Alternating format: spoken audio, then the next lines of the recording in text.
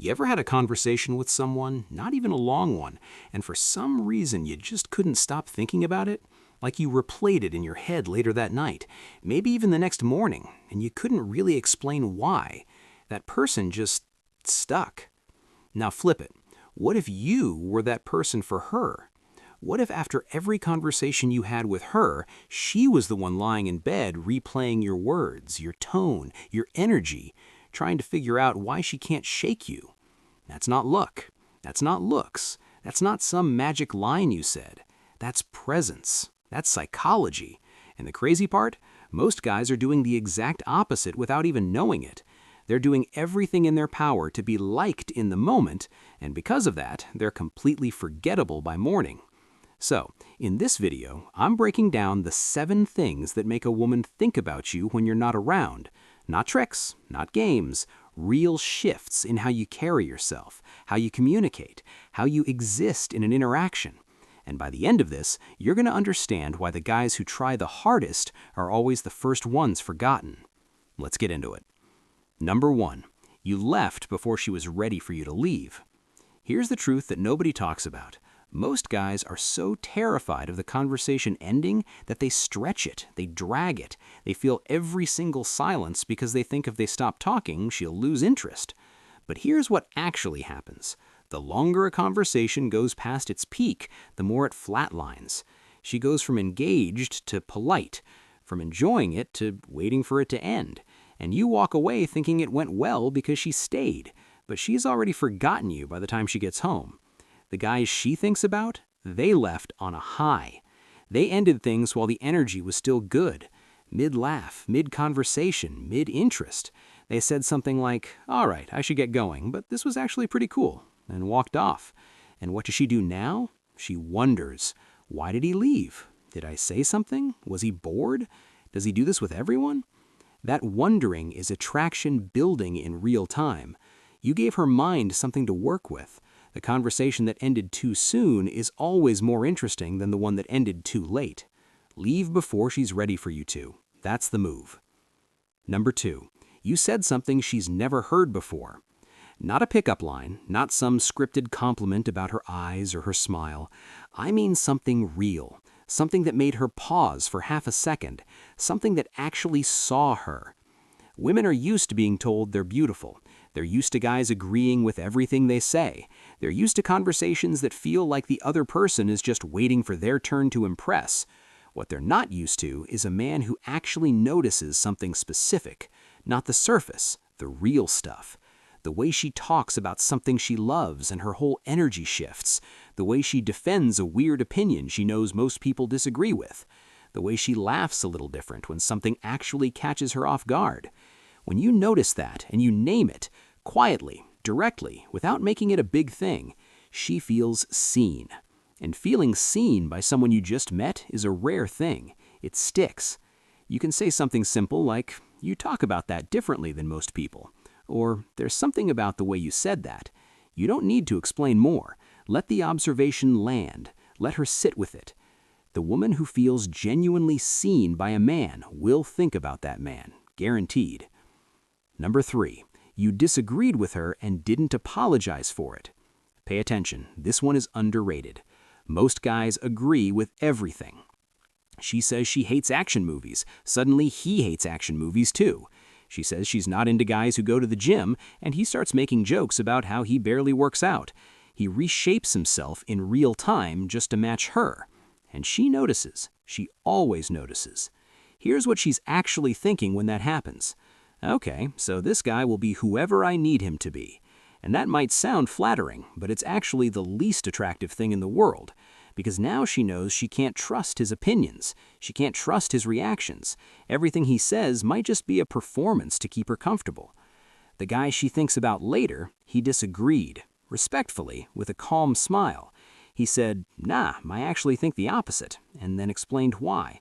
Not aggressively, not to prove a point, just because that was genuinely how he felt. That moment stays with her because it was real, and real is rare. A man with his own opinions is a man worth thinking about. Be that guy. Stop folding. Number 4, your phone wasn't the most important thing in the room. This one sounds simple, but it's not simple anymore, and that's exactly the point. We live in a world where everyone is half present. You're talking to someone and their eyes keep drifting, they pick up their phone mid-conversation, they're physically there but mentally somewhere else. It's become normal, which means the moment you're fully present, truly locked in, it feels different, almost uncomfortable at first. Like, wait, this person is actually listening to me? When you put your phone face down and you don't touch it, when you maintain real eye contact, when you respond to what she actually said and not just the surface version of it, she feels it. Her whole nervous system notices it. Women remember how you made them feel, not exactly what you said. And being truly seen by someone who wasn't distracted, who wasn't half somewhere else, that feeling follows her home. Full presence is the rarest flex. Use it. Number 5, you had somewhere to be. Here's what kills attraction slowly and silently. The guy with unlimited time. When you respond to every message in 30 seconds, when you cancel your plans to hang out with her, when you make her feel like she's the most important thing on your schedule at all times, you think that's devotion. You think that's showing her she matters. What she actually feels is pressure and a quiet voice in the back of her head asking, "Doesn't he have a life?"